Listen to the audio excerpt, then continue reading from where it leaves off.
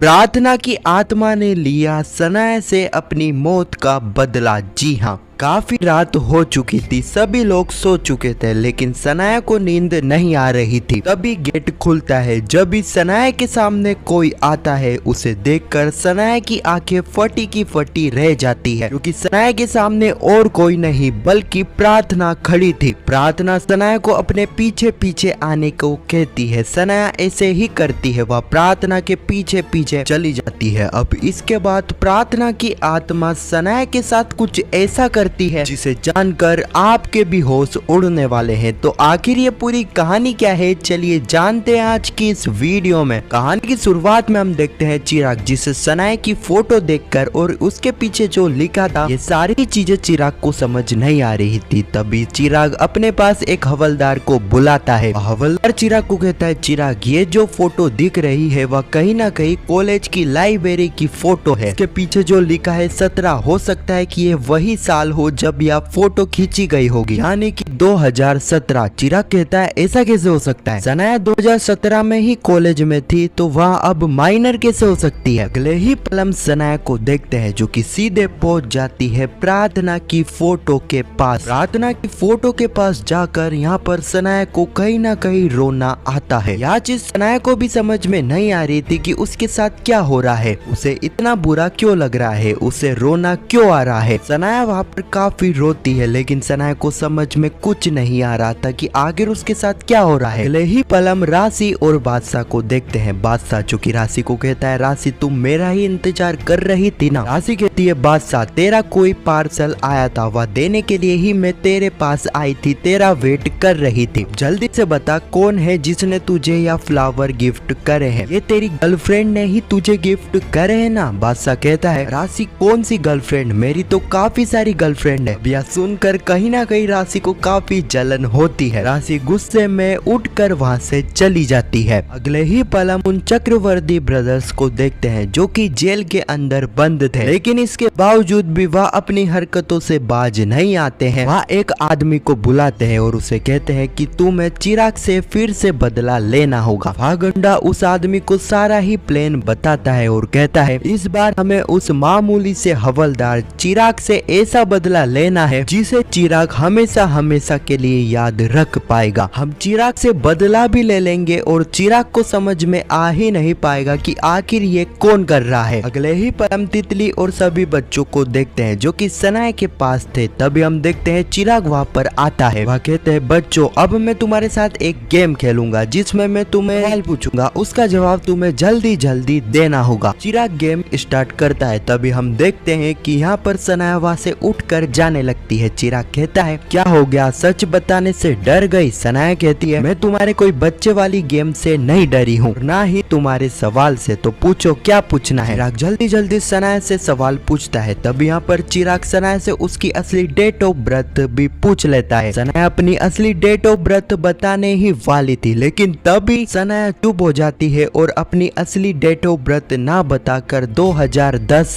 बता देती है। चिराग तो समझ जाता है कि सनाया अपनी असली डेट ऑफ बर्थ बताने ही वाली थी, लेकिन तभी सनाया बात को घुमाकर अपनी नकली डेट ऑफ बर्थ बता देती है, ताकि उसकी असली एज किसी के सामने ना आए। अगले ही पल हम रात का सीन देखते हैं। काफी रात हो चुकी थी, लेकिन सनाया को नींद नहीं आ रही थी। सनाया को धीरे धीरे अपनी सारी गलतियों का एहसास हो रहा था। अभी हम देखते हैं गेट पर कोई आता है, जिसे देखकर सनाया की आंखें फटी की फटी रह जाती है, क्योंकि गेट पर आने वाला शख्स और कोई नहीं बल्कि प्रार्थना थी। अब प्रार्थना को देखकर ही सनाया के पैरों तले जमीन खिसक जाती है। प्रार्थना सनाया को कहती है कि वह उसके पीछे पीछे आए। इशारे में सनाया ऐसा ही करती है, वह प्रार्थना के पीछे पीछे जाती है। दूसरी तरफ हम चिराग को देखते हैं, जो कि सनाया की उसी फोटो को ध्यान से देख रहा था। उसी फोटो में चिराग कुछ नोटिस करता है। चिराग तुरंत किसी को कॉल कर देता है और उसी चीज के बारे में कॉल पर बताता है जो चीज उस फोटो में चिराग चिराग ने देखी थी। अगले ही पल हम पुष्पा को देखते हैं। जैसे ही पुष्पा की आंख खुलती है तो पुष्पा देखती है कि सनाया तो अपने वेट पर है ही नहीं। देखकर पुष्पा काफी हैरान होगी। पुष्पा पूरे घर में सनाया को ढूंढेगी लेकिन सनाया कहीं भी पुष्पा को नहीं मिलेगी। यह चीज देखकर ही पुष्पा काफी घबरा जाती है और इसी सीन के साथ यह एपिसोड भी यहीं पर समाप्त हो जाता है। आने वाले एपिसोड में हम देखेंगे कि पुष्पा जो कि यहाँ पर नोटिस करेगी कि सनाया की चप्पल भी घर पर नहीं है। सनाया को ढूंढते ढूंढते यहाँ पर पुष्पा सीधे पहुंच जाएगी चोल के बाहर और वह देखेगी सनाया नीचे बेहोश पड़ी हुई है। अब यह देखकर ही पुष्पा के होश उड़ जाएंगे। तो यही कुछ कहानी है जो कि आने वाले एपिसोड में हमें देखने को मिलेगी। खैर आपको यह वीडियो कैसी लगी कमेंट में जरूर बताना। पुष्पा इम्पॉसिबल के आने वाले एपिसोड की ऐसी वीडियो के लिए चैनल को सब्सक्राइब अवश्य करना। जब तक के लिए धन्यवाद।